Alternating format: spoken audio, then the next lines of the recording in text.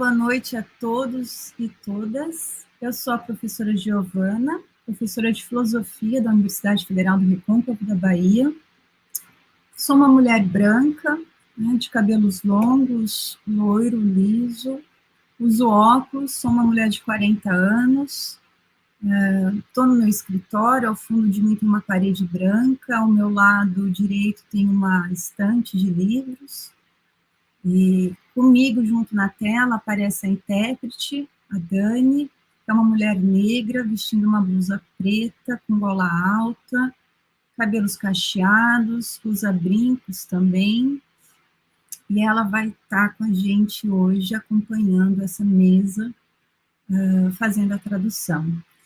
Então, é uma alegria imensa poder estar aqui hoje à noite, porque eu estou ao lado de pessoas importantes para a área da educação, para nós no Recôncavo, para nós na Bahia, para nós no nosso país, no Brasil, que aceitaram, e desde já eu agradeço muitíssimo, participar desse movimento formado por um grupo que se chama Praxis, que vem debatendo a universidade, a educação no nosso país, e que está promovendo, no mês de junho, uma série de debates, mesas redondas, em torno da educação, da universidade e da defesa da democracia. Então, eu vou ler uma pequena apresentação do que é o objetivo desse grupo. Então, movidos e movidas pela indignação com o sucateamento do ensino e da pesquisa imposto às universidades desde 2016, e com a esperança de começar a reverter o atual cenário em 2023, docentes, técnicos administrativos e estudantes de diversas áreas do conhecimento uniram-se para formar o Praxis, Grupo de Articulação Nacional de Instituições de Ensino Superior, para tratar de forma crítica, acadêmica e científica os múltiplos temas que estão em pauta na conjuntura atual brasileira.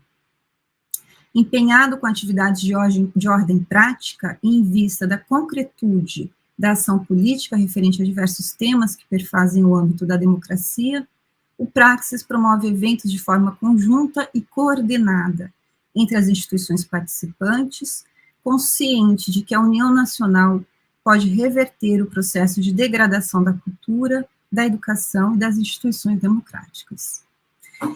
E na UFRB, eu e o professor Cleison, junto com o professor Silvio, tivemos o prazer de conseguir organizar essa mesa, em pró da nossa educação brasileira, da nossa universidade e da democracia, pautando o tema da cota e da interiorização do ensino superior. E para isso a gente conta hoje com pesquisadoras e pesquisadores de suma importância para esse cenário, para a defesa da educação, para a defesa da democracia. Então, hoje a gente vai ter um debate em torno do tema de cotas e a interiorização do ensino superior, presidido pelo nosso magnífico reitor, professor Fábio Josué, então, que é reitor da nossa universidade, possui licenciatura em pedagogia, mestrado e doutorado em educação e contemporaneidade pelo programa de pós-graduação em educação e contemporaneidade da Universidade do Estado da Bahia. Foi também professor e coordenador pedagógico na escola básica, é professor adjunto do Centro de Formações de Professores da UFRB, onde realiza atividades de ensino, pesquisa e extensão na graduação e na pós-graduação, além de atividades hoje administrativas, que é a reitoria. A gente também vai contar nessa mesa com a ilustre presença da professora Diane, que é professora associada dessa universidade, atualmente é professora diretora do Centro de Artes, Humanidades e Letras aqui da UFRB, é professora do quadro permanente do mestrado em Política Social e Territórios, professora colaboradora do mestrado profissional em História da África, da diáspora e dos povos indígenas. Ela é pós-doutora em Sociologia pela USP, doutora em Educação pela UFBA, mestre em Ciências Sociais pela UFBA, e tem graduação em Ciências Sociais também pela UFBA. Ela atuou como pesquisadora da Unesco e do MEC, na avaliação das ações afirmativas no ensino superior e como consultora da Unicef para a implementação da Lei 10.639 de 2003, na região do semiárido brasileiro. Ela é vice-líder do Observatório de Política Nacional e Serviço Social e membro pesquisadora do programa Cor da Bahia. E a gente vai contar também com a presença ilustre, né, do nosso primeiro reitor, né, responsável com os nomes que compõem essa mesa, professora Diane, professor Fábio, né, mas responsável ao lado do professor Silvio pela implementação da nossa universidade no Recôncavo da Bahia, que é o professor Paulo Gabriel Soledade Nassif, né, referência para todos nós. O professor Paulo é professor titular da UFRB e presidente do Conselho Estadual de Educação da Bahia, desenvolve estudos na área de inclusão e diversidade na educação, sistemas de ensino, solos e meio ambiente. Ele é engenheiro agrônomo, formado pela UFBA, e concluiu mestrado e doutorado em solos pela Universidade Federal de Viçosa. Coordena o Observatório Nacional de Inclusão e Diversidade na Educação.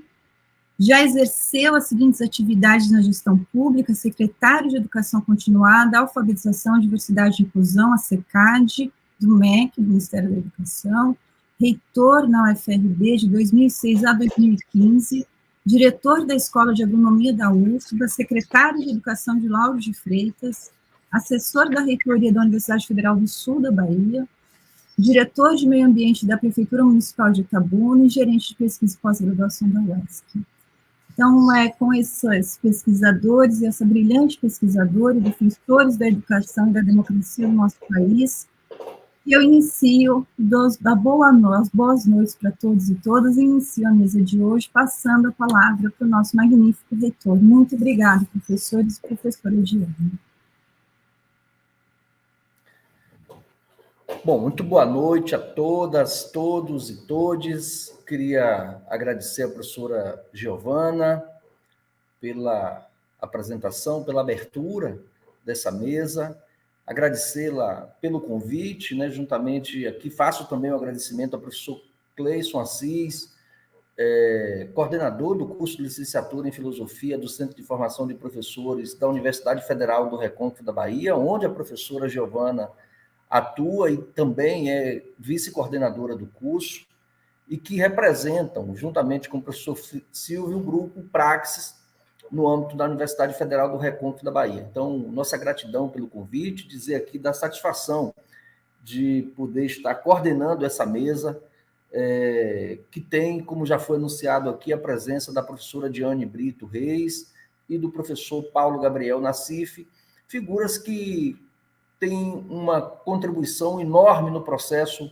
de implantação e da Universidade Federal do Recôncavo da Bahia, esta que é a segunda universidade federal implantada aqui no nosso estado e que está prestes a completar 17 anos e tem se constituído, ao longo desse período, como a maior política pública implementada nesse território do Recôncavo e também se expandindo para o Vale do Jiquiriçá e o Portal do Sertão. O Recôncavo, que é importante destacar, a primeira grande ocupação no processo de colonização pelo Estado brasileiro, e que ao longo dos séculos iniciais, tanta riqueza produziu para o Brasil, mas também é caracterizado por um processo muito violento e uma exclusão e uma desigualdade social muito importante, de modo que a criação da UFRB vai se constituir também como uma ação reparadora dentro desse contexto. Eu queria justificar aqui a ausência nessa mesa do professor Silvio Sogla, que estava previsto também para participar como expositor, mas em razão de força maior não pôde estar conosco, então apresentamos aqui o nosso pedido de desculpas pela ausência do professor Silvio. Bom, antes de franquear a palavra para a professora Diane e para o professor Paulo, eu gostaria, né, de trazer aqui umas palavras iniciais, primeiro destacando que a história da educação brasileira ela tem sido marcada historicamente por uma acentuada exclusão educacional.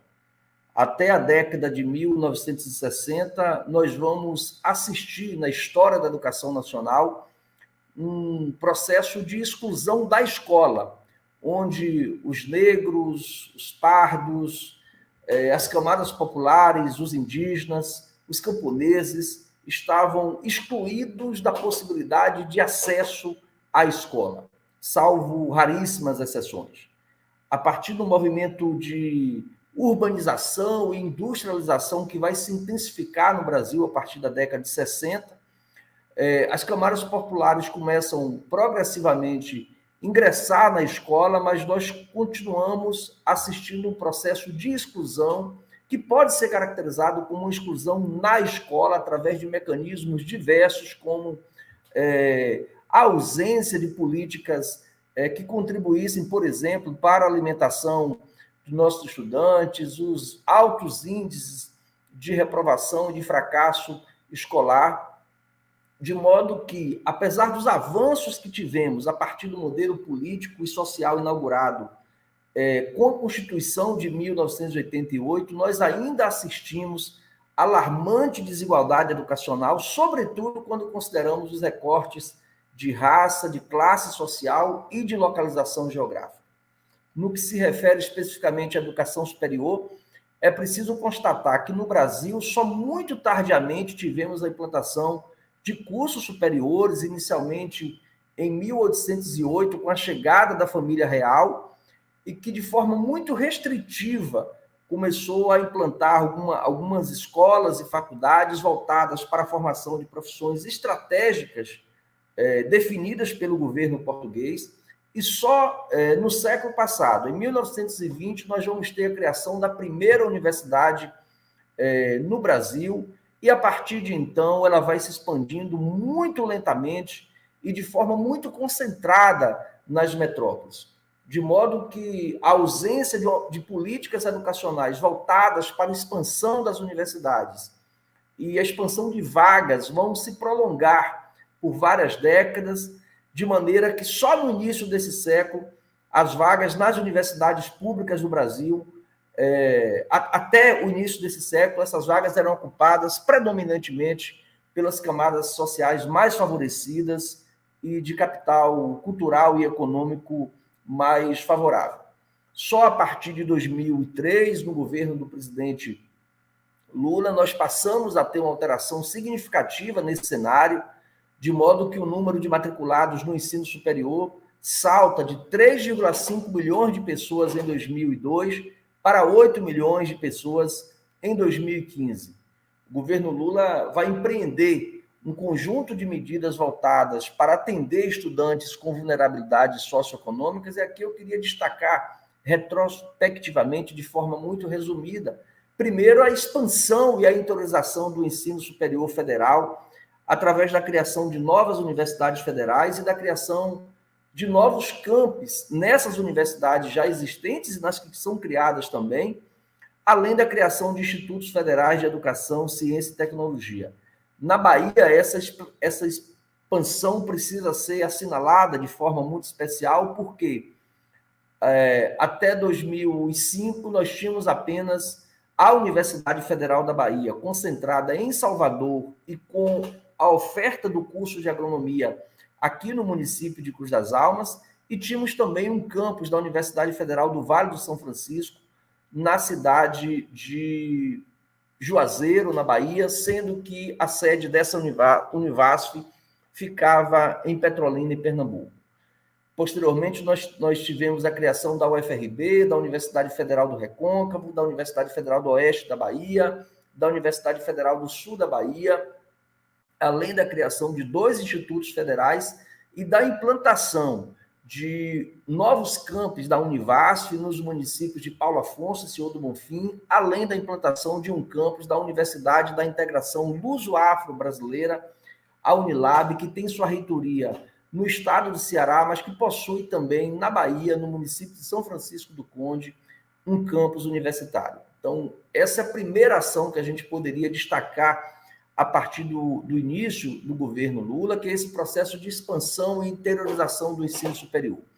Além disso, nós vamos ter uma outra ação que precisa ser destacada, que é a criação do programa Universidade para Todos, o ProUni, implementado pela Lei 11.000 096 de 2005, que busca atender estudantes com fragilidades econômicas que pretendessem ingressar em instituições privadas de ensino superior, de modo que esse programa previa a concessão de bolsas permanência para custear despesas educacionais dos matriculados em cursos nessas instituições privadas. Posteriormente, em 2007, o governo federal, já no segundo mandato do presidente Lula, vai criar o REUNE, que é o Programa de Apoio a Planos de Reestruturação de Expansão das Universidades Federais, através do Decreto 6.096 de 2007. Esse programa vai ter o propósito de expandir as instituições federais na educação superior, incentivando a criação de cursos com funcionamento noturno e facilitando o acesso de estudantes das camadas populares e estudantes trabalhadores. Ainda no governo Lula, em 2007, vai ser criado o Plano Nacional de Assistência Estudantil, o PNAES, com a publicação inicialmente de uma portaria normativa, a portaria número 39, e que, na sequência, passa a ser denominado de Programa Nacional de Assistência Estudantil, mediante o decreto 7234 de 2010. O objetivo desse plano consiste em democratizar as condições de permanência dos jovens na educação superior pública federal, buscando oferecer apoio financeiro para minimizar os efeitos das desigualdades sociais, com foco na permanência e na conclusão do curso, na redução das taxas de retenção e evasão, buscando, portanto, promover a inclusão social na educação superior. Em 2012, já no governo da presidenta Dilma Rousseff, nós vamos ter a aprovação da Lei de Cotas, a Lei 12.711, de 29 de agosto de 2022, que vai se configurar como um marco histórico para as políticas de ingresso nas universidades públicas, no combate às desigualdades e na busca de equidade no acesso entre brancos, pretos e pardos. É nesse contexto histórico e político francamente favorável à expansão do ensino superior, à sua interiorização, à incorporação de segmentos historicamente excluídos do acesso à universidade, que a UFRB foi criada e foi se expandindo, de modo que hoje somos uma universidade, depois de 17 anos, presente fisicamente em 7 municípios de nossa região, com uma comunidade acadêmica constituída de quase 15 mil pessoas, sendo mais de 12 mil estudantes, quase 1.000 docentes, mais de 700 servidores técnicos e cerca de 400 colaboradores terceirizados.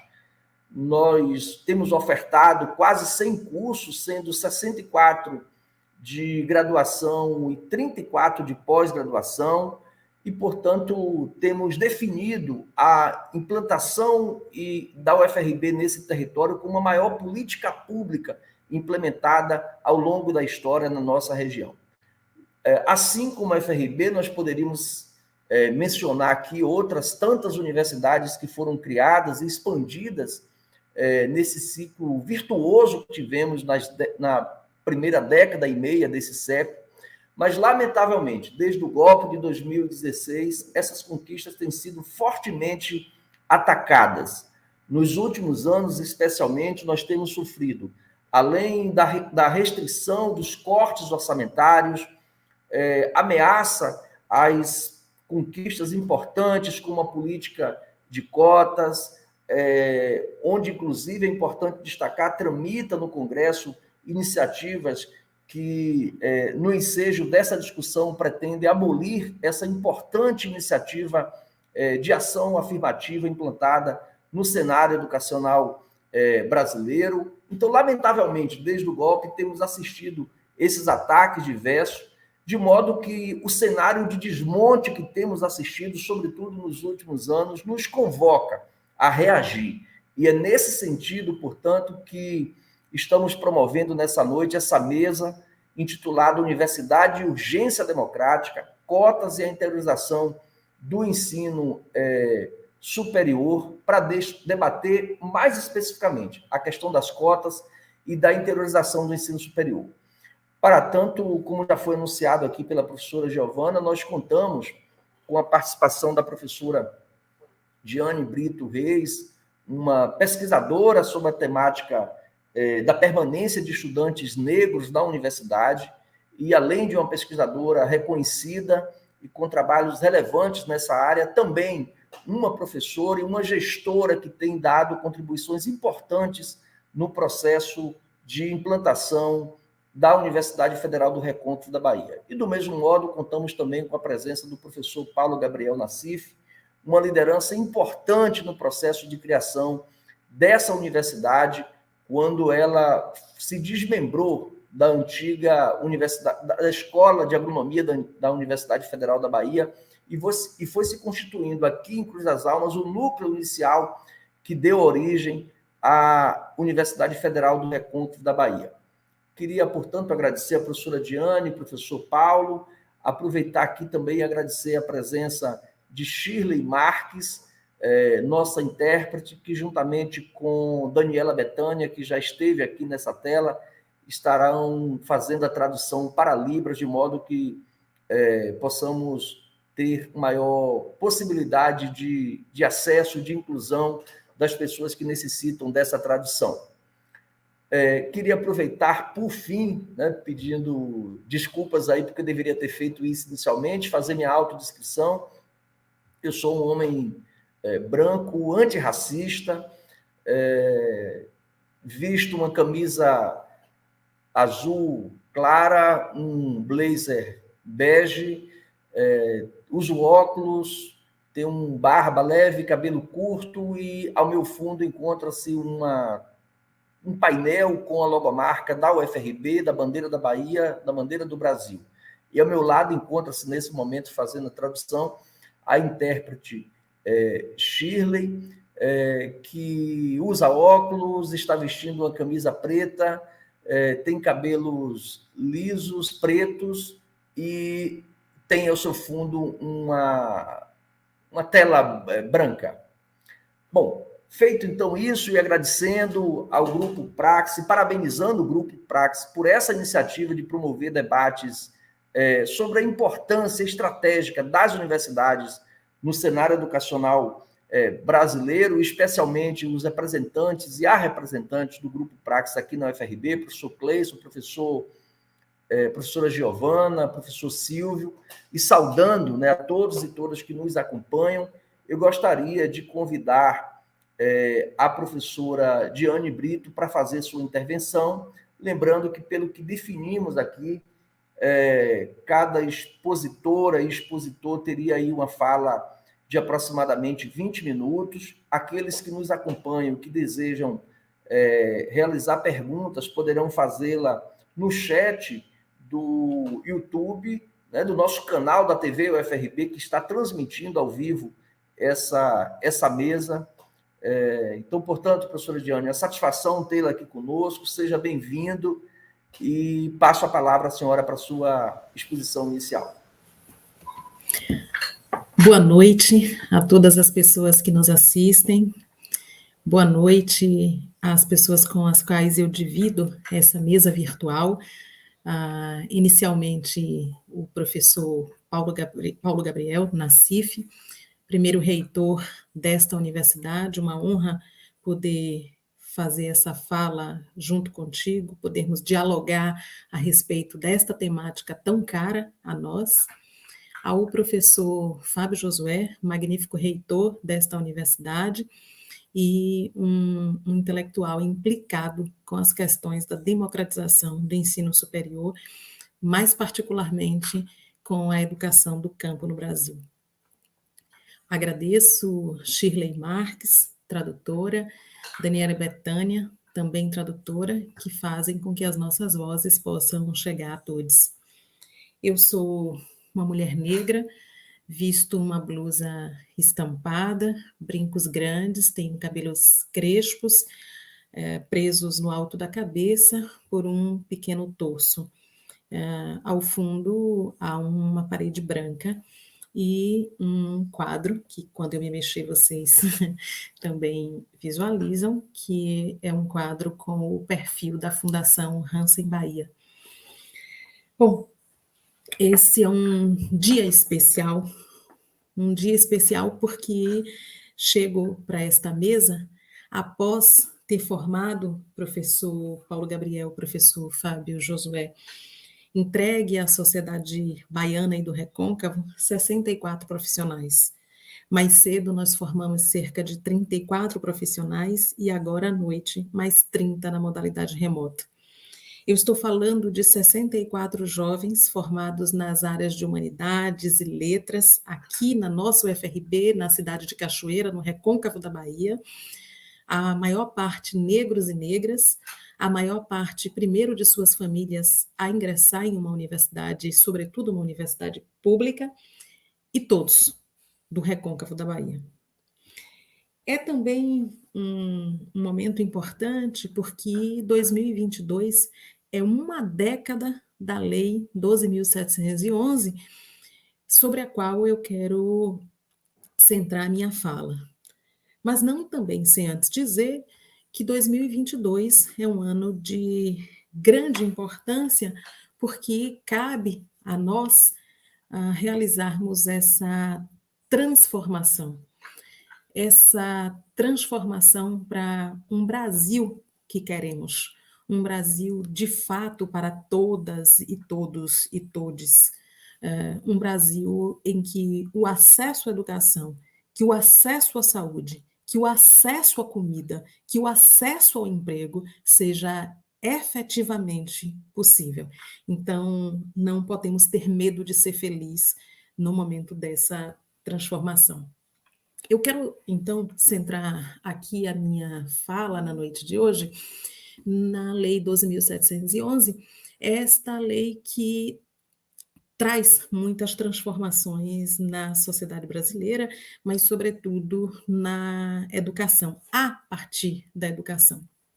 É claro que, quando a gente fala de lei de cotas, quando a gente pensa no que são as cotas no Brasil, é importante dizer que a gente começa a ter alguma coisa de cotas no Brasil em 2002. E o magnífico reitor, quando abriu essa mesa, chamou a atenção para as diversas ações que aconteceram no Brasil, sobretudo nos últimos 15 anos, nos últimos 20 anos, né? E que essas transformações fazem parte de um conjunto de políticas afirmativas. Se a gente volta um pouco mais atrás, e é importante voltar um pouco atrás, para a gente chamar a atenção para 3 grandes aspectos no contexto da implementação de políticas afirmativas no Brasil. Primeiro, dizer que o enfrentamento à questão das desigualdades raciais em educação através de política pública tramitou no Congresso na segunda metade do século XX, né? É no início dos anos 80, mais precisamente em 1983, que o deputado Abdias do Nascimento apresenta um projeto de lei propondo medidas de ações compensatórias. E aquele projeto tinha o objetivo de implementar aquilo que Abdias chamou de princípio da isonomia social do negro no Brasil. Esse projeto teve inúmeras tramitações internas, mas foi arquivado 6 anos depois, em 1989, sem que nenhuma medida tivesse sido efetivada naquele período. Ainda nesse exercício de chegar um pouco mais para trás, a gente vai lembrar que é na década de 90 que o movimento negro brasileiro, ainda que antes disso, com inúmeras ações, pontuando a discussão da educação do negro no Brasil, e os jornais do meio negro já chamavam a atenção que somente a educação poderia trazer a efetiva liberdade, libertação do povo negro, mas é na década de 90 que os encontros regionais do movimento social negro retomam a pauta negro e educação.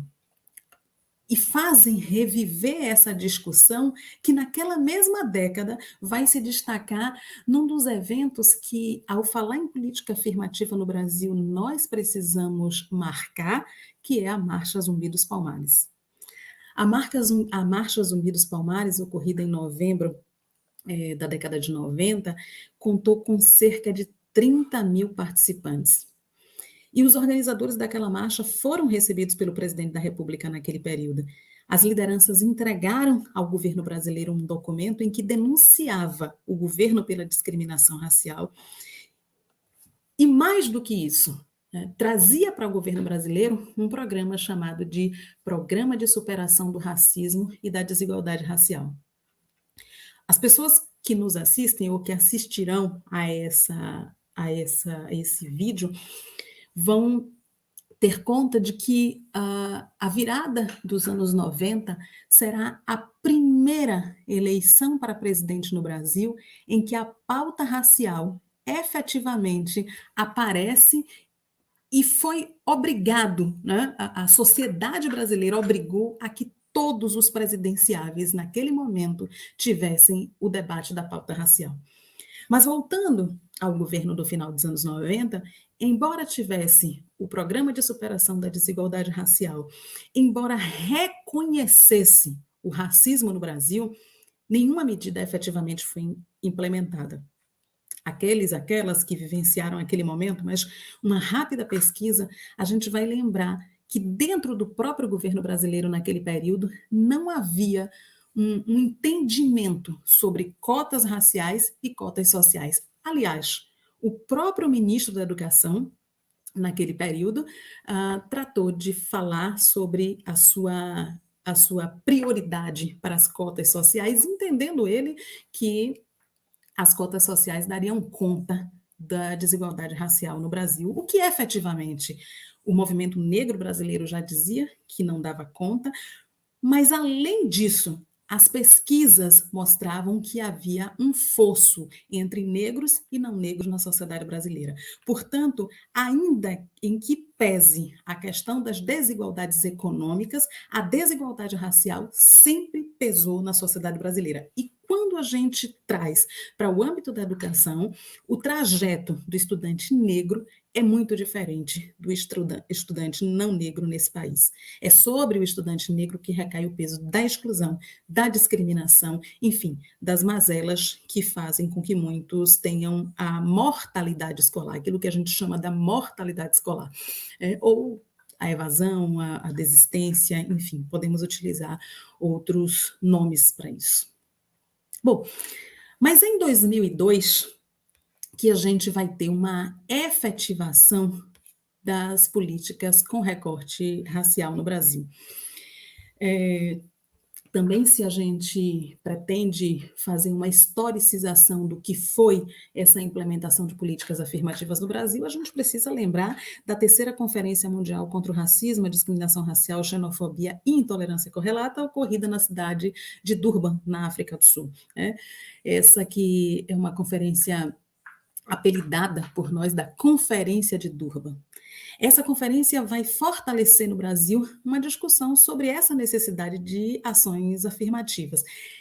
É importante dizer que naquele período, em 2001, o Instituto de Pesquisa Econômica e Aplicada, o IPEA, já nos mostrava que a população negra, pretos e pardos, representavam apenas 22% do corpo discente. E aqui a gente não está falando somente das instituições públicas.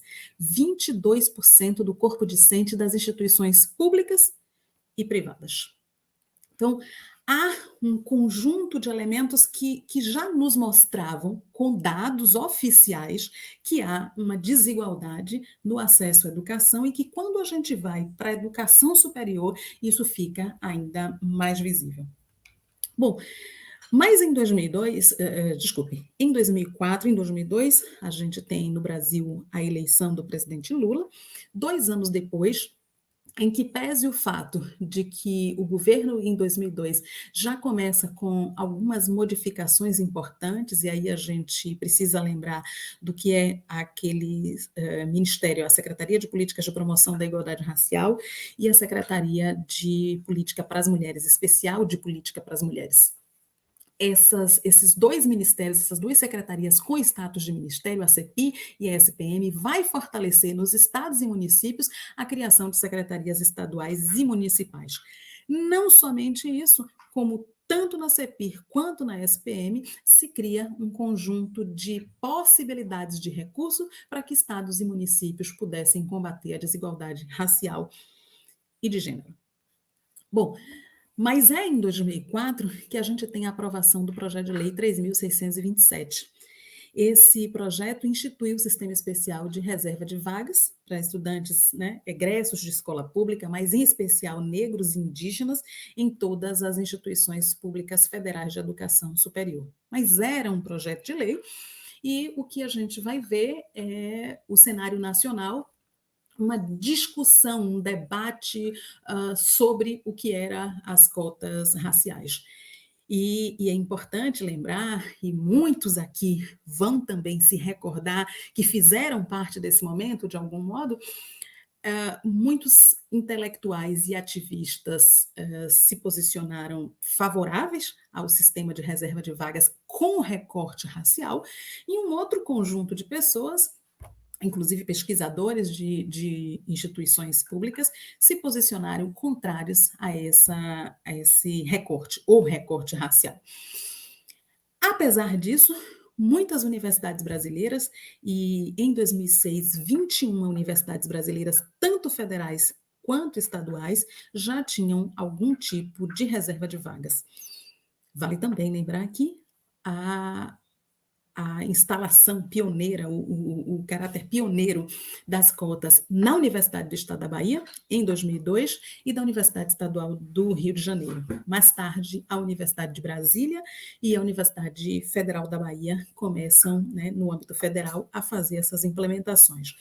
Naquele contexto, nós tínhamos medidas diferenciadas, de política de reserva de vagas. Algumas universidades adotavam mesmo as cotas, adotavam as cotas raciais, algumas mesclavam cotas raciais com cotas sociais, e outras não adotavam especificamente as cotas, mas adotavam algum tipo de política afirmativa para o acesso, como, por exemplo, a bonificação por pontos.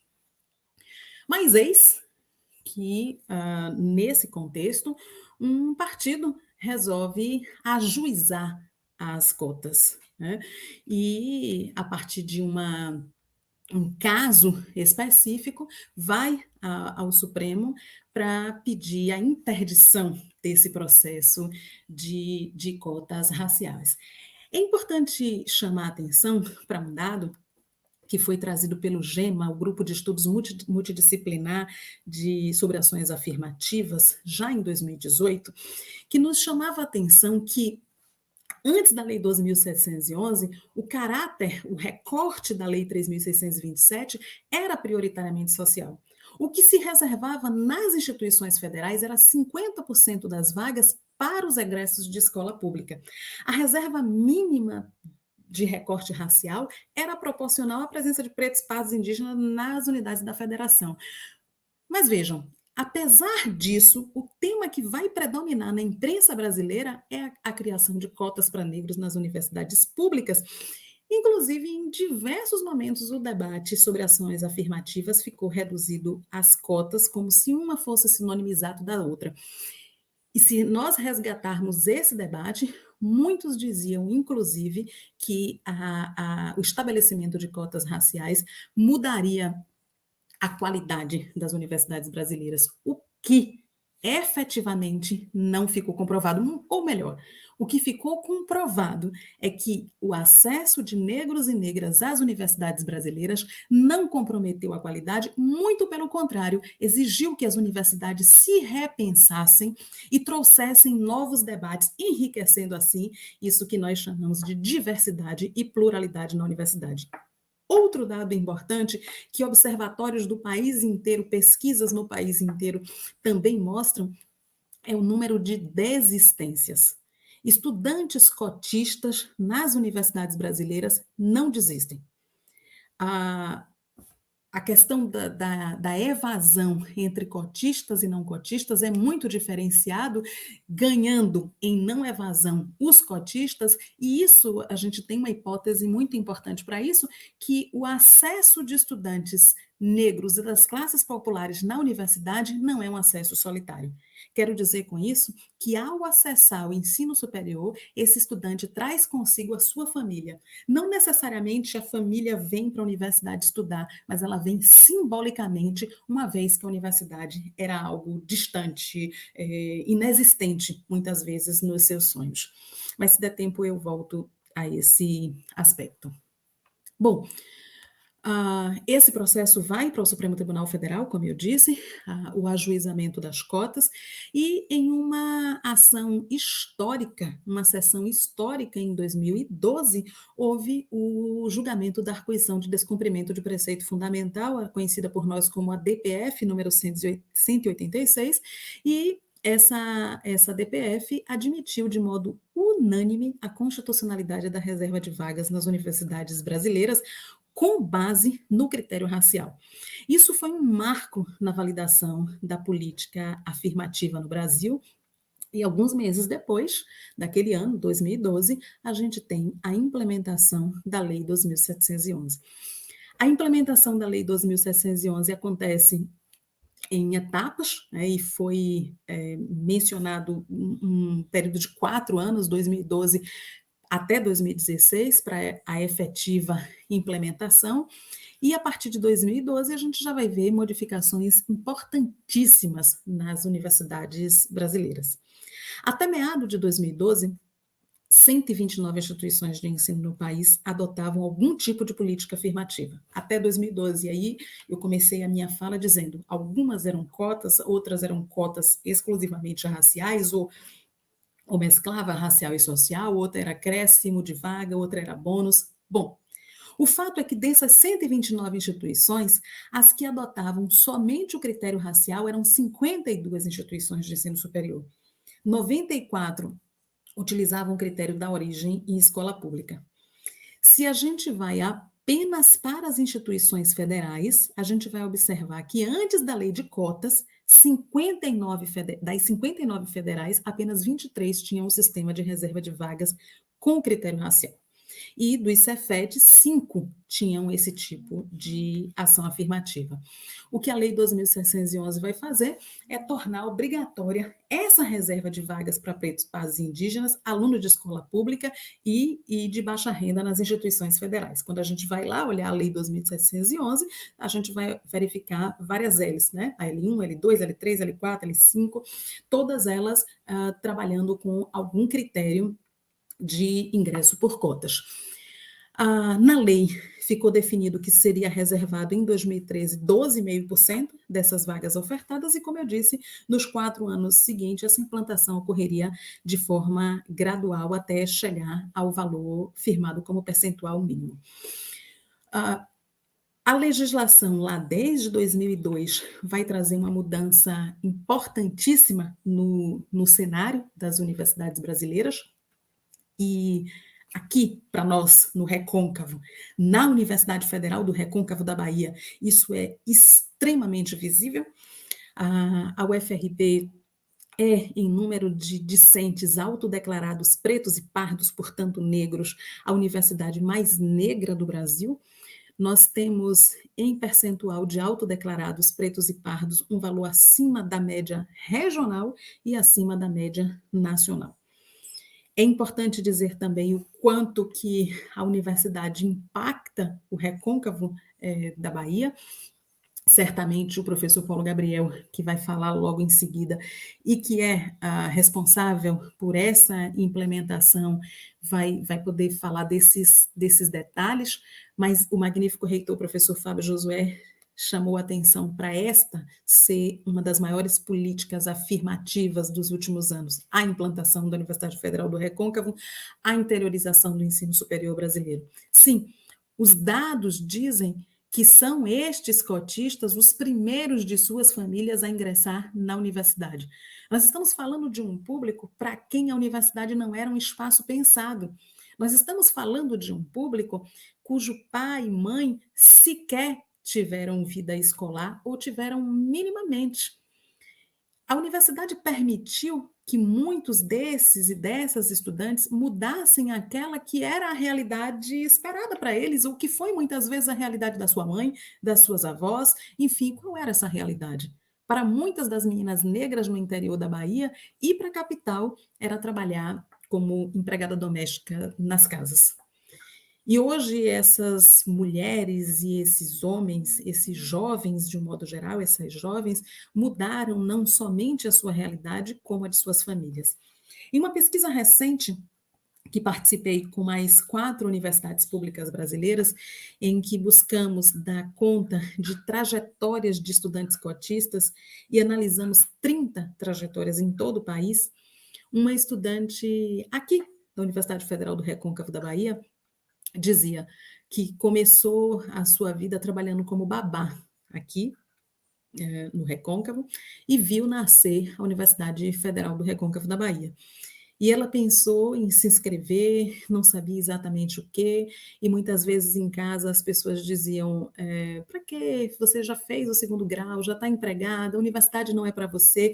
E é importante a gente chamar atenção para isso. Por muito tempo, a população negra e pobre acreditou que a universidade não era um espaço para ela, e esse foi um projeto mesmo de exclusão, né, de nem falar sobre o assunto, nem explicar como é que se faz para ingressar na universidade, mas ela insistiu. Ela foi lá e se inscreveu. Se inscreveu, passou no curso de serviço social, cursou, e quando ela me deu a entrevista, ela me disse: eu tenho hoje um apartamento, tenho uma casa e meu maior orgulho é poder pagar um plano de saúde para os meus pais. Então, nós estamos falando dessa mudança, nós estamos falando de mudança efetiva. E para finalizar, nesses meus mais de 20 minutos que já falei aqui, dizer que esses estudantes não só estão ingressando no mundo do trabalho, como muitos estão ingressando nas pós-graduações do país, nos mestrados, nos doutorados. E é esse processo de política afirmativa que fez emergir mais 2 outras políticas importantes no sistema educacional. Uma é a implementação de cotas na pós-graduação. Entendendo a necessidade da pós-permanência, agora com o ingresso na pós-graduação. E uma outra, ainda alvo de grandes discussões na sociedade brasileira, mas sem dúvida, extremamente importante para a garantia do direito à reserva de vagas, que são as bancas de heteroidentificação. As bancas de heteroidentificação têm permitido que acessem as cotas exclusivamente aquelas pessoas que têm direito às cotas. E, obviamente, nós nunca, nesse país, tivemos dúvidas sobre quem era negro e quem era branco no acesso às benesses, né? E não podemos dizer que há essa dúvida quando a discussão são as cotas nas universidades públicas brasileiras ou no acesso à reserva de vagas para os concursos públicos. Então, esse é o cenário da Lei 12.711. Hoje nós temos algumas discussões em torno da lei. O fato é que de norte a sul do país há um conjunto de trabalhos, tanto a nível de graduação quanto a nível de mestrado e doutorado, mas sobretudo pesquisas, artigos que têm nos mostrado o que é o sucesso da política de reserva de vagas e como pensar em cotas raciais é uma distribuição de política pública extremamente importante na sociedade brasileira. Nós precisamos pensar nisso para reparar, né, para trazer a equidade. E como eu disse, esse ano de 2022, em que a Lei 12.711 completa 10 anos, há projetos de ampliação do prazo para a revisão da lei de cotas, há projetos que pensam na transformação dessa política em uma política permanente. Hoje, um dos projetos de tramitação muito importante é o de autoria do deputado Bira do Pindaré, e que merece a nossa atenção, a nossa discussão. No Senado, há o projeto do senador Paulo Paim, né, também pensando nessa ampliação do sistema de reserva de vagas. Bom, É nesse conjunto de questões, sobretudo nesse conjunto de dados que nos mostram a efetividade das cotas raciais, que, volto a dizer, 2022 é um ano em que não podemos ter medo de ser feliz, em que não podemos permitir nenhum retrocesso, né? Que nenhum dos direitos alcançados até aqui escorra por entre os nossos dedos. Então, vida longa às políticas de democratização do ensino superior, vida longa à interiorização do ensino superior público brasileiro, vida longa à educação como possibilidade principal de transformação e libertação na sociedade brasileira. Obrigada. Muito obrigado, professora Diane Brito Reis, pela sua excelente e brilhante apresentação. Eu queria só reforçar para aqueles que nos assistem que nós nos programamos também para a possibilidade de realização de perguntas, então queria convidar aqueles que nos acompanham a formular suas perguntas no chat da nossa transmissão, para que possamos, após a intervenção do segundo membro dessa mesa, professor Paulo Gabriel, podermos dialogar. É importante que vocês participem. Bom, eu queria convidar, então, agora o professor Paulo Gabriel Nassif, que, como já foi dito aqui, tem uma trajetória extremamente importante no processo de implantação da UFRB. O professor Paulo era diretor da Escola de Agronomia em 2002, 2013, e liderou politicamente esse processo de criação e de implantação da UFRB, foi seu reitor durante 10 anos e, portanto, é uma figura que teve um papel fundamental no processo de construção dessa grandiosa política pública que é a Universidade Federal do Recôncavo. Satisfação tê-lo conosco aqui, professor Paulo Gabriel. A palavra está com o senhor. Obrigado, Fábio, meu reitor, meu magnífico reitor, Fábio Josué. Honra imensa dividir essa mesa com você, com Giovana Temple, com a nossa Diane Brito, a Daniela Betânia, né? Que bom ter você aqui, Daniela. Bem, eu sou Paulo Gabriel, sou negro, cabelo crespos, tenho um nariz bem destacado pela herança árabe também, e é sempre um prazer dialogar com o povo do Recôncavo, o povo do Brasil, sobre essa temática tão importante que é a questão das políticas afirmativas, né? Bem, o Brasil, sem dúvidas, sempre teve uma relação muito difícil com a educação. E é importante que a gente assuma isso. Apesar de ser tema colocado em todos os cantos e em todos os versos, mas o Brasil sempre teve uma hegemonia do autoritarismo, e isso a gente sabe que não combina nunca com a educação. Pode combinar com domesticação, com capacitação rápida para o trabalho, mas com educação, esse é um problema nosso. Nós tivemos o autoritarismo territorial, com as capitanias hereditárias, o autoritarismo político, né, pelo colonialismo explícito no tratamento dos nossos nativos e no estabelecimento de uma relação de subjugação de uma elite local que aceitou sempre cordialmente um papel de subalternidade com a coroa.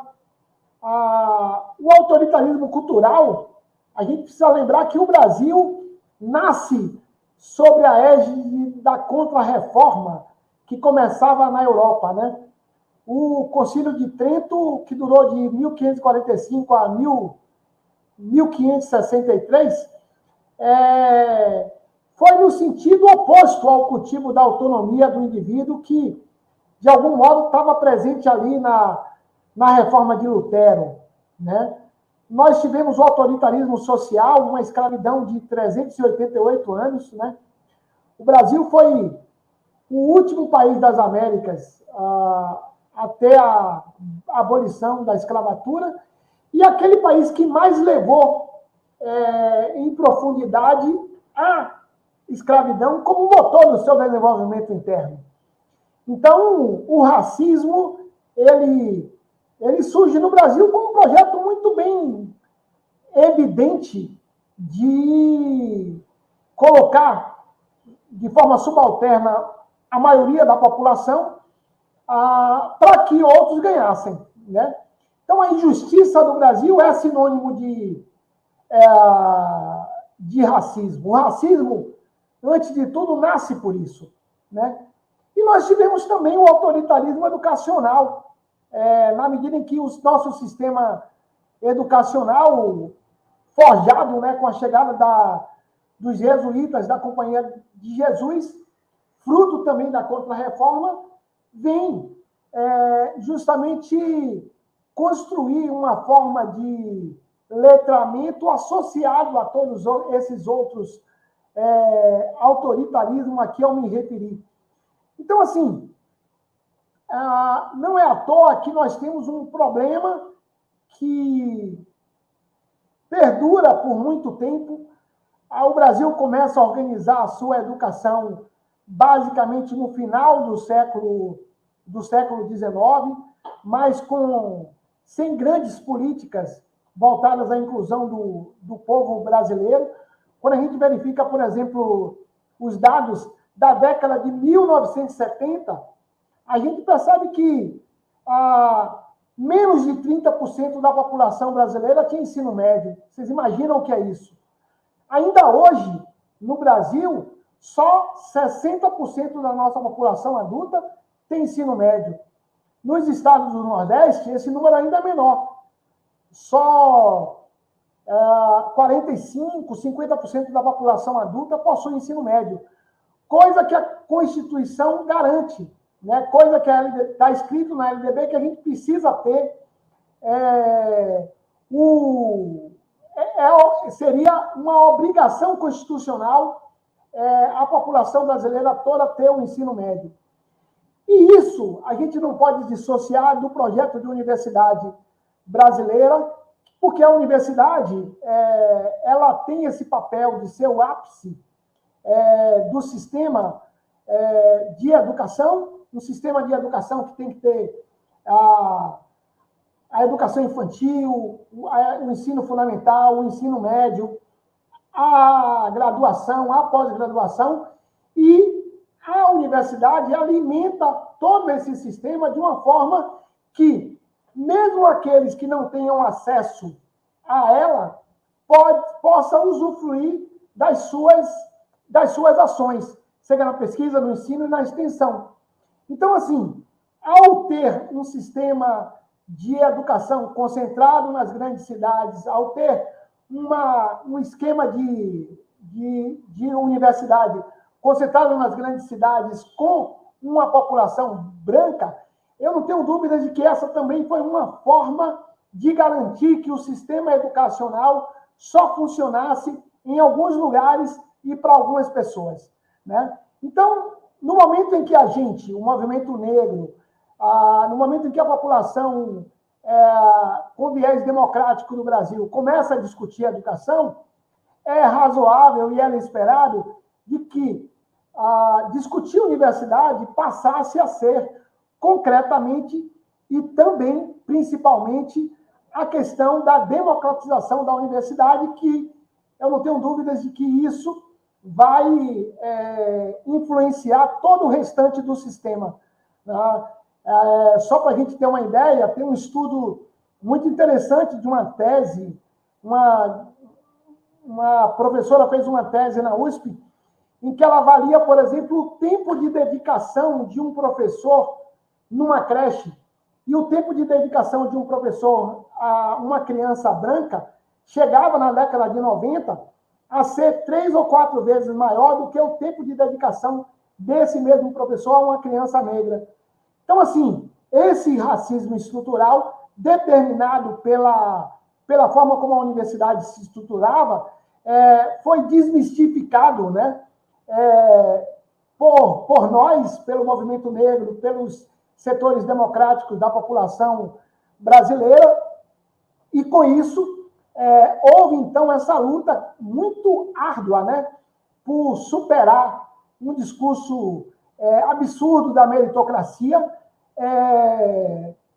e demonstrar que, efetivamente, nós poderíamos, sim, democratizar a universidade e, com isso, democratizar a educação como um todo. Eu lembro que eu tinha acabado de assumir a diretoria da Escola de Agronomia, e daí eu recebo uma ligação do professor Naumar, que me convida, né, para ser o presidente da comissão de relatoria do projeto de políticas afirmativas da UFBA. E eu tomei um susto, né, porque naquele momento eu tinha mestrado e doutorado em Química de Solos e diretor da Escola de Agronomia. Então, para mim, era muito estranho ser convidado para presidir no Conselho Universitário da UFBA o projeto de políticas afirmativas, a relatoria desse projeto. Muito estranho isso. E lembro que vim a Salvador, né, para conversar com o professor Naumar, justamente para abdicar desse convite, não aceitar esse convite. Mas qual foi minha surpresa ao chegar naquele dia no Conselho Universitário da UFBA e perceber que eu era o único negro na cidade, uma das cidades mais negras do Brasil. 86%, 87% da população de Salvador é negra, e, no entanto, eu era o único negro naquele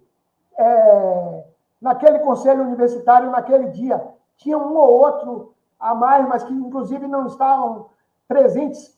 E eu percebi que o professor Naumar, ao fazer isso, tinha uma preocupação de dar a voz efetivamente a alguém que tinha um sentimento do que era esse sistema. Então, assim, foi um momento muito, muito interessante da minha vida, inclusive, porque eu tive que participar de debates duros. Foi o primeiro grande debate, não nas redes sociais, que naquela época só nascia 2003, 2004, mas a gente teve um grande debate na Ágora virtual, que era o e-mail de então, né? E os debates eram muito interessantes. O biólogo vinha e dizia, não, mas o Brasil é miscigenado, né? Mas aí vinha um outro historiador e dizia, olha, o Brasil, o mundo é miscigenado, mas a cor no Brasil tem um capital simbólico muito importante. Então, estar no centro desse debate foi uma experiência muito marcante e verificar, inclusive, ter acesso e estudar os dados da UFBA, que faziam com que a gente desmistificasse muitas das informações que apareciam na TV, nas emissoras de rádio, que as pessoas propagavam o tempo todo. Então, por exemplo, não, a UFBA é democrática. 45%, 50% da população da UFBA é negra. Mas quando você ia para o curso de medicina, 1% era negro. Quando você ia para o curso de arquitetura, de engenharia, 1, 2, 3 alunos negros. Isso eu estou falando, gente, eu não sou tão novo quanto Giovana, né? Mas a época eu tinha mais ou menos a idade de Giovana, mas eu estou falando de 2004, 2005, né? Esses eram os dados, e aquilo ficava impressionante, né? Eu lembro dos debates que a gente tinha, nós tivemos passeatas, foi muito interessante que teve um momento que eu não podia sair praticamente em Salvador, que as pessoas paravam para querer discutir cotas com a gente no shopping, né? Então, assim, espalhavam o telefone da gente e tudo mais. Foi um momento impressionante em que a gente pode desmistificar esse processo tão absurdo, né? Que era escondido no discurso de meritocracia na verdade, esse racismo absurdo da sociedade baiana e brasileira. Eu tive acesso a dados que me chocavam, porque estudantes do interior de escola pública tiravam nota 8,5, 8,6 em média no vestibular da UFBA, mas aquele estudante que nasceu o tempo todo, nasceu e viveu o tempo todo tendo todos os privilégios dos herdeiros, né?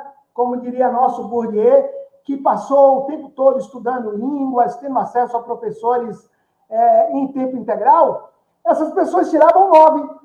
Às vezes, por 2 décimos, nós tínhamos 120, 150, os 150 primeiros colocados no vestibular da UFBA, por exemplo, tirava ali entre 9,9 e 8,9.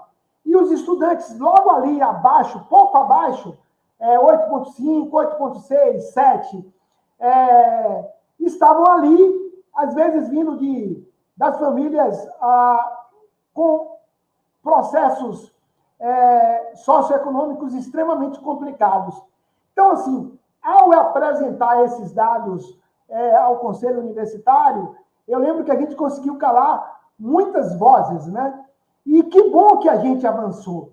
A forma como a UFBA se organiza nas suas políticas afirmativas passa, inclusive, a influenciar a outras universidades. A UFBA, por sua vez, claro, foi influenciada pela UNED, pela própria UNB e por outras universidades que vieram antes. Isso possibilitou, essa experiência possibilitou que a UFRB fosse a primeira universidade a criar uma pró-reitoria de políticas afirmativas, né? E assistência estudantil. No meu relatório, a gente coloca isso para a UFBA, mas a UFBA demorou um pouquinho e, felizmente, a UFRB já nasce com esse desafio concreto, né? De criar a primeira pró-reitoria de assistência de políticas afirmativas e assistência estudantil no Brasil. E acabamos por influenciar, e o próprio MEC passa a sugerir que as universidades tivessem essa preocupação. E aí vem uma questão que eu acho, Fábio, Diana, Giovana, Cleison, enfim, eu acredito que nós avançamos ainda pouco. Por exemplo, eu não consigo entender muito por que é que a gente defende, por exemplo, que 50% das vagas da universidade seja para a escola pública. Ora, 89%, em média, dos alunos estudam em escola pública. Então, por que tem que ser 50% e a gente ainda tem que se defender esse número? Por que não 89%? Né? Para ser... já que se gosta-se tanto de números, né? Então, esse é um debate interessante. Mas eu não tenho dúvidas de que nós precisamos, e aí a seguir, o presidente Lula, a presidenta Dilma, debatem, criam um programa de permanência, a gente consegue esse processo de interiorização, porque, sem dúvida, gente, a melhor maneira de você controlar as mudanças na universidade é que ela esteja nos grandes centros, protegida territorialmente da diversidade brasileira, porque com isso é fácil você justificar que as universidades tenham pouca diversidade, né? Mas quando você, então, abre uma nova fronteira com a interiorização, você cria uma dificuldade concreta desse controle.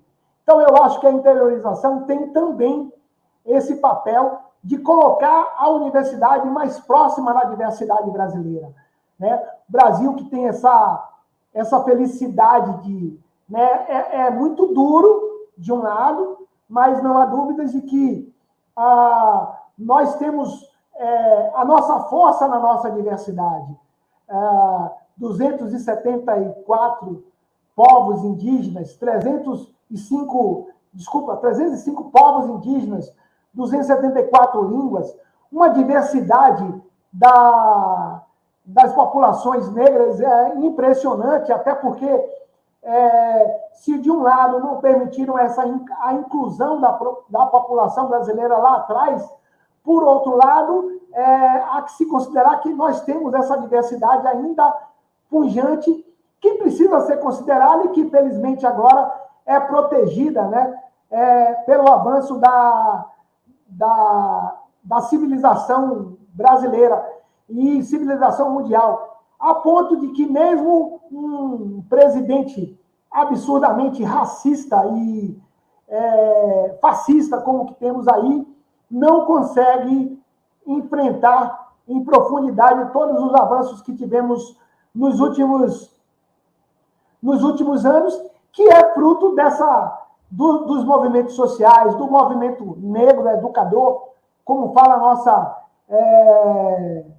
nossa Nilma, né? Lino Gomes, e essas ações que, efetivamente, a solidariedade mundial faz com que a gente avance em termos civilizatórios. Por fim, eu diria que não há dúvidas de que nós precisamos garantir as conquistas, mas nós precisamos avançar.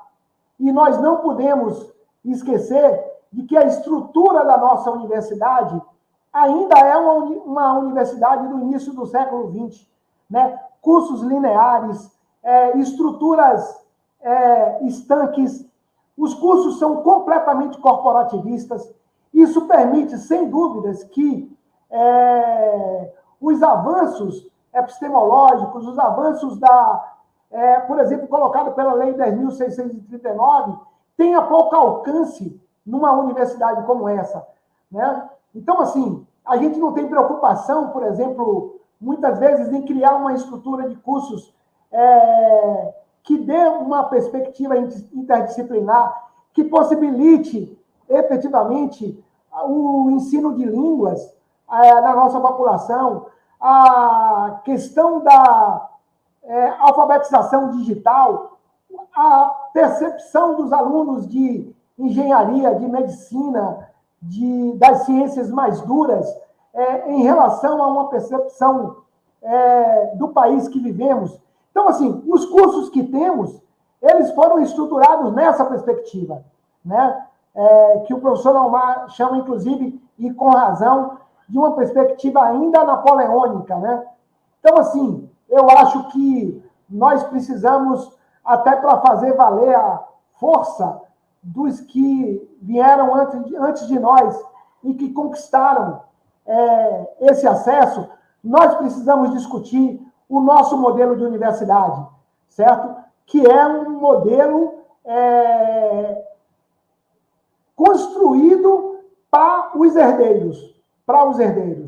Então, o debate sobre a engenharia institucional que dê conta da diversidade brasileira ainda é algo que eu diria que é um tabu, né? Que nós não temos coragem de enfrentar, né? Até porque, de um modo geral, esse debate faz com que a gente tenha que fugir um pouco dos modelos dos nossos currículos Lattes, da forma como a nossa pós-graduação é estruturada, da forma como as corporações profissionais imaginam o curso, né? Mas a universidade precisa estar acima disso, né?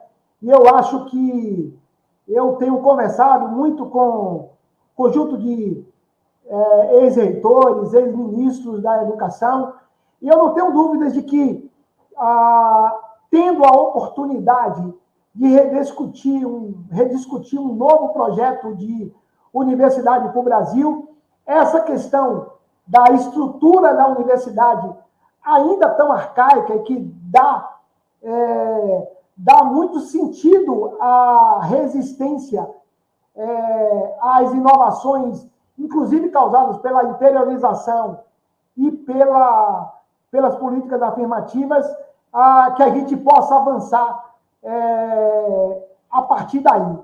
Então, Fábio, essas são minhas contribuições iniciais. Ressalto a honra imensa de estar aqui com você, com Diana, Giovana, Shirley, Daniela, e me coloco à disposição para a gente dialogar. Obrigado, devolvo a você a palavra. Muito obrigado, professor Paulo Gabriel, pela sua importante intervenção, fazendo reflexões importantes sobre a temática. E eu queria convidar os que nos acompanham aqui pelo YouTube para fazerem perguntas, né, caso desejam. Nós já temos aqui 2 perguntas. Eu queria pedir o apoio aqui a Ivan Americano, da nossa assessoria de comunicação, para nos ajudar, colocando aqui na tela a primeira pergunta, que foi feita pelo professor Maurício Silva, que é pró-reitor de pesquisa pós-graduação da UFRB. Agradeço aqui ao professor Maurício pela pergunta, e ele indaga o seguinte: o COPROP, que é o Colegiado de Pró-Reitores e Pró-Reitoras de Pesquisa e Inovação, criou um GT de monitoramento das políticas afirmativas nas universidades federais. Como a mesa entende a importância das cotas e dessas políticas para o desenvolvimento da ciência no país? Eu queria pedir a Ivan para manter essa pergunta e queria convidar a professora Diane e o professor Paulo para se achegarem aqui à tela novamente e convidá-los, né, a refletir sobre essa indagação aí do professor Maurício.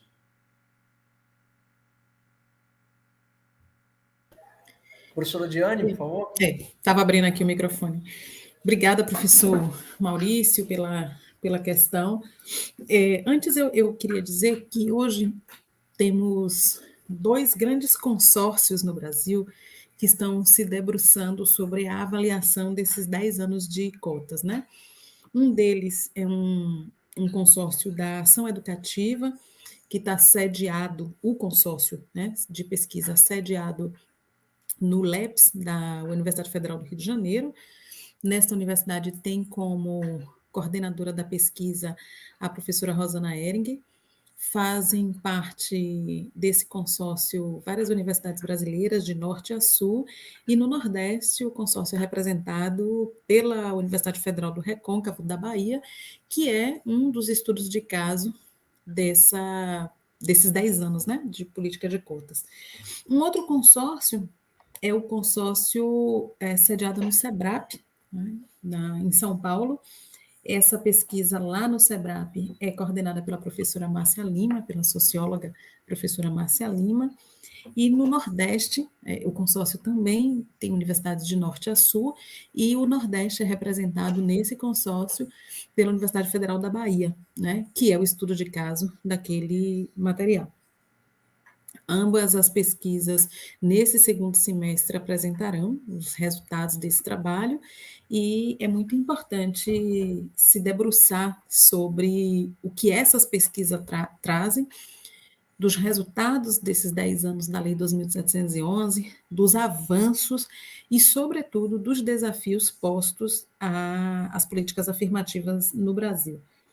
Eu vejo um GT de monitoramento de cotas, né, conforme colocado aí pelo COPROP Andes, como extremamente necessário, obviamente, e que deverá beber nas pesquisas que vêm acontecendo aí ao longo desses 10 anos e que tem avaliado os resultados dessas políticas. Aqui na Bahia, muito recentemente, uma socióloga da UFBA, a professora Cláudia Monteiro, defendeu uma tese de doutorado trabalhando apenas com os dados quantitativos do Censo da Educação Superior, né? E é importante, quando a gente olha o Censo da Educação Superior, 2016 é um ano importantíssimo para a gente verificar os avanços das políticas de cota nas universidades brasileiras. Aquele ano é muito representativo da mudança ocorrida nessas universidades. É claro que 10 anos de Lei 2.611, um pouco mais de 10 anos, se a gente considerar 2004 com o projeto de lei, é ainda muito pouco para o déficit que a gente tem de muitos anos, né, de não ingresso da população negra no ensino superior brasileiro. muitos avanços ainda precisam ser realizados. E aí eu queria me centrar aqui especificamente na questão da permanência. A permanência no ensino superior ainda é um grande debate. E se, por um lado, eu falei aqui diversas vezes que a gente tem um conjunto de trabalhos em todo o país acerca das políticas afirmativas, se a gente foca pensando permanência como política afirmativa, especificamente na permanência, a gente ainda não pode falar em um conjunto grande de trabalhos. Se a gente pensa nas políticas implementadas em torno da permanência no ensino superior, também não temos um conjunto robusto de políticas de permanência. E não temos por diversos motivos. Os primeiros anos foram muito voltados para a política de ingresso, embora, mesmo em 2004, todas as universidades brasileiras que implementaram, e isso está colocado num livro chamado Acesso e Permanência da População Negra no Ensino Superior, um livro patrocinado pelo Ministério da Educação, através da Secretaria, naquela época, Secretaria de Educação Continuada, Alfabetização e Diversidade, e todos aqueles projetos previam o acesso, a permanência e a pós-permanência. Efetivamente, todos os esforços ficaram focados no acesso. Mais tarde, a gente vai ter algum tipo de recurso para pensar a permanência.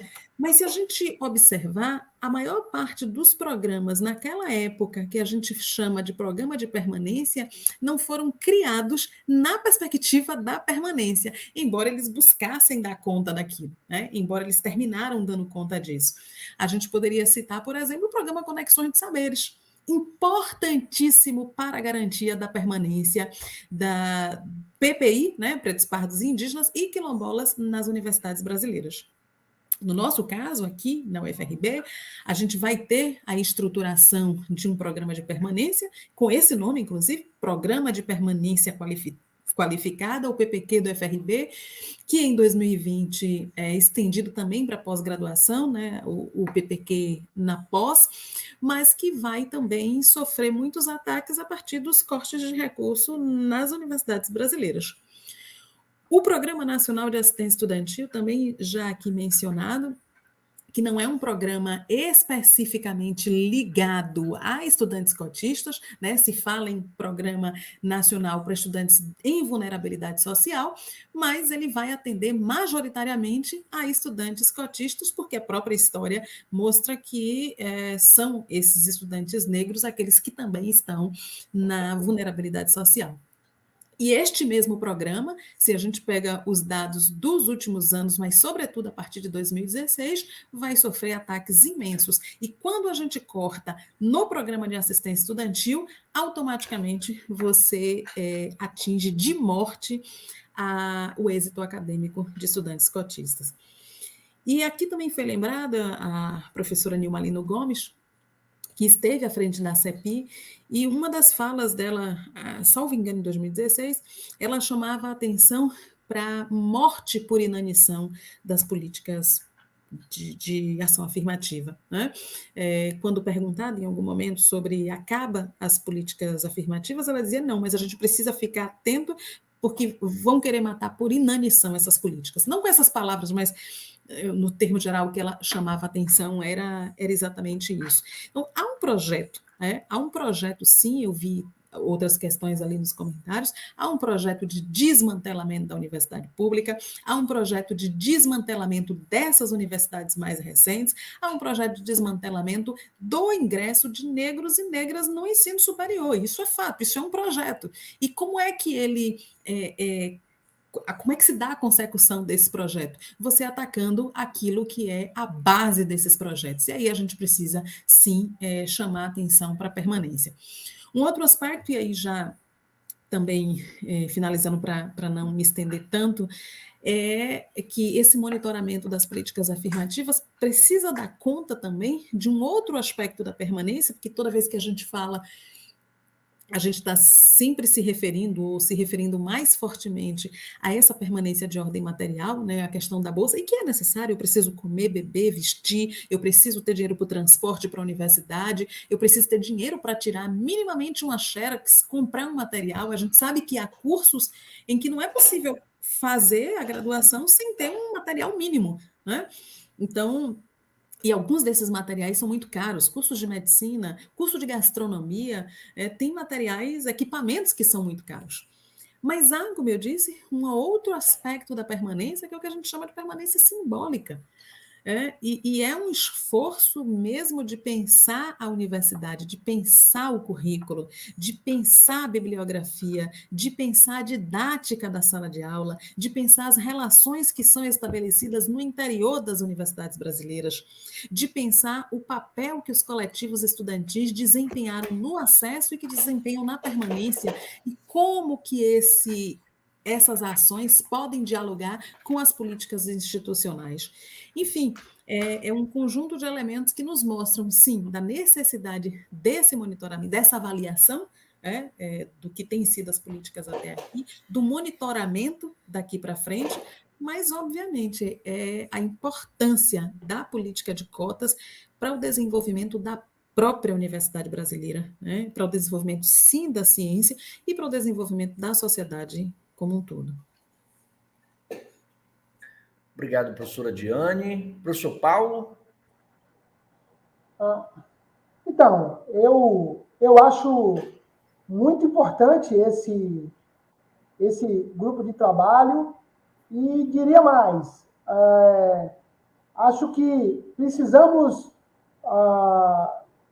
de um monitoramento que alcance as questões quantitativas, porque, evidentemente, isso dá uma dimensão do que significa em termos de orçamento, em termos de números dessas políticas, mas eu acho que o debate, Maurício, qualitativo, ele também é importante. O Brasil, ele é um país que reúne, e aí, assim, por uma questão de obrigação de ofício, eu bem conheço isso, né? O Brasil, em termos de geodiversidade, ou seja, diversidade da sua terra, biodiversidade das formas de vida, e também por questão da sua história, da sua diversidade cultural, o Brasil seguramente é a maior potência do mundo nesses aspectos. E para que a gente tenha capacidade de estudar todas essas nossas dimensões de diversidade, nós precisamos que essa diversidade também esteja na universidade, né?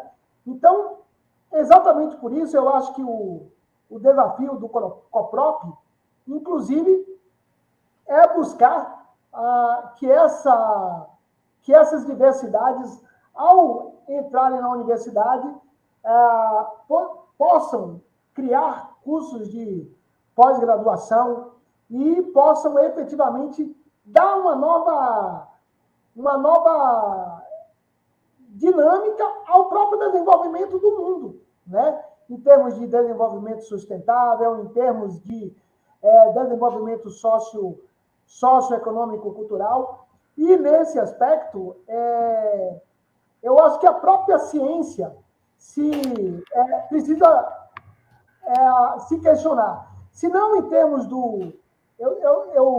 se não em termos do seu método, mas dos seus objetivos. Claro que do método também, mas a gente sabe que isso requer construções epistemológicas de longuíssimo prazo. Mas eu acho que, do ponto de vista dos seus objetivos, do que pesquisar, do que dar prioridade, por exemplo, quando a gente pega os investimentos que os próprios governos do PT, Lula e Dilma, fizeram na criação dos grandes programas de pós-graduação, de grupos de pesquisa, a gente poderia talvez ter dado mais atenção à criação de estudos de diversidade e da diversidade dessa experiência brasileira. E eu acho que a gente talvez tenha avançado um pouco nisso, né? Então, assim, eu acho que é relevante, mas precisamos avançar concretamente nessa busca por expressar a diversidade brasileira, e aí eu digo a diversidade geológica, a diversidade biológica, a diversidade cultural, a diversidade social do Brasil nos nossos programas de pós-graduação. E isso é um desafio que a gente ainda enfrenta de forma tímida. Mas não há dúvida de que a criação desse GT é um passo muito importante. Muito obrigado, professor Paulo Gabriel. Eu queria caminhar agora para a segunda pergunta, uma pergunta feita pelo professor José Raimundo, professor da UFRB, do Centro de Artes, Humanidades e Letras, Campus Cachoeira. O professor José Raimundo indaga o seguinte: desde o período de reformas do Estado na gestão Bressa Pereira, governo Fernando Henrique Cardoso, observamos a ideologia de desmonte da universidade pública. Atualmente, este governo reedita as desgraças pensadas no passado. Quais alternativas que se apresentam para reeditar o espírito democrático e a luta da população frente ao medo que se impõe pela truculência deste desgoverno? O conhecimento e o que fazer? Professora Giane. Não ter medo de ser feliz. Eu comecei dizendo isso, né? Esse é um ano de mudanças, né? E a gente precisa pensar nisso para esse ano de 2022. E aí, assim, o que fazer? A gente tem um papel importantíssimo e eu tenho discutido com os colegas aqui, é a hora da gente ir para a rua, é a hora da gente voltar a botar a mesinha para conversar com as pessoas. É a hora de chamar a comunidade para saber, inclusive, aliás, passou da hora, os problemas da universidade nos últimos anos e, sobretudo, professor Fábio Josué, o último dia 27 foi isso para nós, né? Quando o governo federal bloqueou bilhões da educação, milhões das universidades e dos institutos. E isso tem um impacto sobre nós aqui na UFRB da ordem de 6 milhões. Sei que houve alguma mudança no final da última semana, mas é uma mudança que ainda assim fere as nossas verbas de custeio. Né? E o que significa dizer isso? Para a população que nos assiste, para pessoas que estão ou que vão assistir a isso e que não têm essa familiaridade. Significa que a gente não vai ter dinheiro para pagar a conta de água, que a gente não vai ter dinheiro para pagar a conta de luz, que a gente não vai ter dinheiro para pagar bolsas de estágios, de ensino, de extensão, de pesquisa. Significa que a gente não vai poder honrar contratos. Significa dizer que é aquela inanição a que a professora Nilma Lino Gomes se referiu lá atrás, da Universidade Brasileira. É a morte por asfixia da Universidade Brasileira. E se fecha a universidade pública, se a universidade interiorizada não tem condição de funcionar, é o preto e o pobre que não têm condição de concluir o ensino superior. É isso, são as cidades que as universidades brasileiras estão instaladas, sobretudo as do interior, que vivenciam uma nova experiência, tanto de articulação com a universidade, mas também em seu aspecto econômico. Sim, a gente estava falando agora há pouco de permanência material, e que sofrem quando esta universidade precisa ter o seu espaço fechado ou funcionando precariamente. O que a gente tem vivenciado nos últimos anos, mas sobretudo a partir de 2016, com o golpe na presidenta Dilma, é exatamente isso. É brigar o tempo todo para ter minimamente condições de funcionamento nas universidades. Aquém do que nós gostaríamos e do que sabemos que podemos funcionar. Nós estamos vivenciando, porque não acabou, a pandemia da Covid-19 e a gente não pode esquecer o papel importantíssimo da pesquisa brasileira realizada no interior das universidades brasileiras. Lembrar a população que nesses últimos 2 anos, embora as atividades de ensino estivessem suspensas, as universidades brasileiras nunca pararam. A gente leva um tempo, as universidades todas, para implementar o sistema remoto de ensino, porque não era daqui para ali, a pesquisa estava funcionando e foram muitas as atividades de extensão que, inclusive, entreteram as casas da população brasileira, seja com atividades de artes, seja com cursos, seja com pequenas oficinas, mas, sobretudo, como eu disse, com desenvolvimento científico que permitiu, inclusive, a vacina e outras descobertas. E pensar num governo federal que em 2022, num processo ainda de tentativa de saída da pandemia, corta bilhões na ciência, na educação, está posto. A gente só tem um caminho, só existe um caminho, e ele se dá pela esquerda. Obrigado, professora Diane. Professor Paulo. Então, em primeiro lugar, eu concordo plenamente com Diane. Eu acho que é um momento de luta, né? Luta intensa. Tudo que a gente conquistou nesse período está em risco. Eu não tenho dúvidas de que se a gente tiver minimamente, né, alguma continuidade dessa política, nós teremos militantes,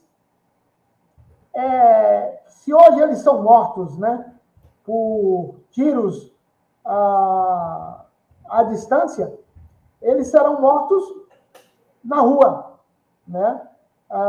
Nós não podemos esquecer que temos um presidente que tem como seu ídolo um dos maiores torturadores da humanidade, né? Que é o Brilhante Ustra. Então, eu acho que nós temos um desafio absurdo, que é o desafio civilizatório do Brasil. Vencida essa batalha, eu acho que a gente precisa ter projetos, né? Fábio, eu lembro que eu convivi muito com Aloysio Teixeira, reitor da UFRJ, e que viveu a década de 60, com a chegada dos militares. E aí ele dizia, né, Aloysio faleceu ainda ali em 2013, mais ou menos, logo depois que deixou a reitoria da UFRJ, e eu lembro que ele teve duas vezes aí em Cruz das Almas, e nos visitando, e ele dizia assim, que o maior dos absurdos, e você há de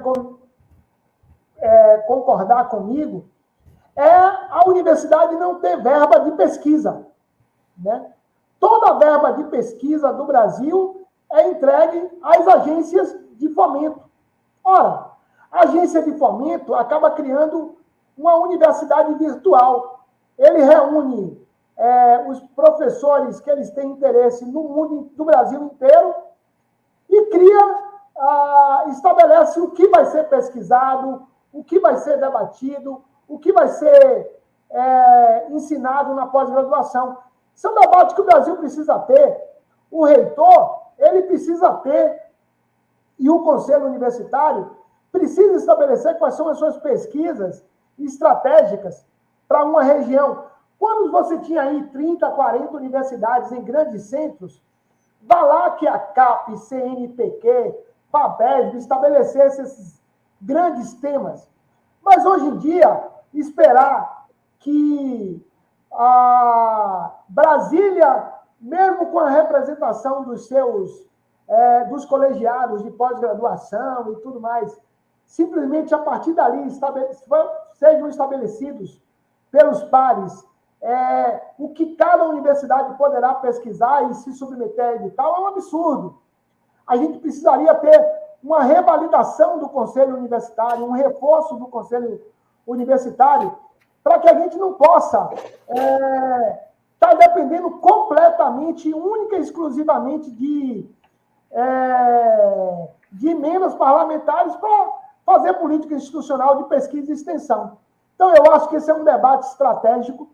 Nós precisamos derrotar o obscurantismo que nos atinge de forma tão absurda e depois criar normas mais estratégicas para que essa diversidade da universidade possa emergir de forma efetiva e permanente. É isso. Muito obrigado, professor Paulo. Bom, eu queria, pelo adiantado da hora, né, já encaminhar aqui para a finalização, mas agradecer aqui profundamente a professora Diane pela sua exposição inicial, pela sua intervenção no segundo momento, aí, dialogando com as perguntas apresentadas. Agradecer também ao professor Paulo pela intervenção inicial e, na sequência, as reflexões em torno aí das perguntas que foram colocadas. E agradecer, né, pelo convite realizado para que pudéssemos coordenar essa mesa. Então, agradecer aqui a professora Giovana, que está voltando aqui para fazer o encerramento, agradecer pelo convite para que pudesse coordenar e parabenizar, né, a senhora, o professor Cleison e o Grupo Praxis por essa iniciativa de articular nacionalmente o conjunto de universidades para debater temáticas importantes em torno da universidade e da urgência democrática que se coloca no país nessa conjuntura e, mais especificamente, nessa noite aqui, debatendo o tema das cotas e da interiorização do ensino superior. Então, agradeço aqui a professora Diane, ao professor Paulo pela intervenção, parabenizo pelas brilhantes exposições e intervenções realizadas e agradeço àqueles que nos acompanharam aqui e essa gravação continuará à disposição aí na TV UFRB, para aqueles que quiserem acompanhar, aqueles que compõem essa rede, né, articulada em torno do Grupo Praxis, possa, portanto, ter mais esse material importante na discussão sobre a temática da universidade e da urgência democrática. Professora Giovana, muito obrigado, devolvo a palavra à senhora. Obrigada, meu magnífico reitor. Eu tenho certeza que nós da UFRB não poderíamos ter outra mesa melhor do que essa para falar de universidade e urgência democrática. Eu queria dizer aqui, ao vivo, e para quem vai assistir, como a professora Diane fala, que na UFRB eu me constituo e me constituí como professora, e a importância dessa universidade, dos meus pares, dos meus colegas, dos meus estudantes, do corpo técnico na constituição da minha subjetividade. Então, eu quero dizer isso ao vivo e deixar registrado. Vocês são pessoas que eu tenho profunda admiração, respeito, e é sempre para mim uma honra saber que eu estou com vocês na luta pelo ensino, pela universidade, pela democracia. Né? Então, eu agradeço ao professor Cleison, agradeço ao professor Silvio, que também pensou com a gente essa mesa e não pôde estar com a gente. E agradeço imensamente ao professor Fábio por acolher nossa ideia, a professora Diane por colocar inteiramente à disposição, o professor Paulo, eu sei que a agenda de vocês é corridíssima, que aqui já é o 4º turno de vocês do dia, não tenho a menor dúvida disso, então, meu profunda admiração, respeito e agradecimento por nós e pela colaboração que vocês deram para esse momento do Grupo Praxis para pensar a universidade e a urgência democrática. Eu encerro muito agradecida.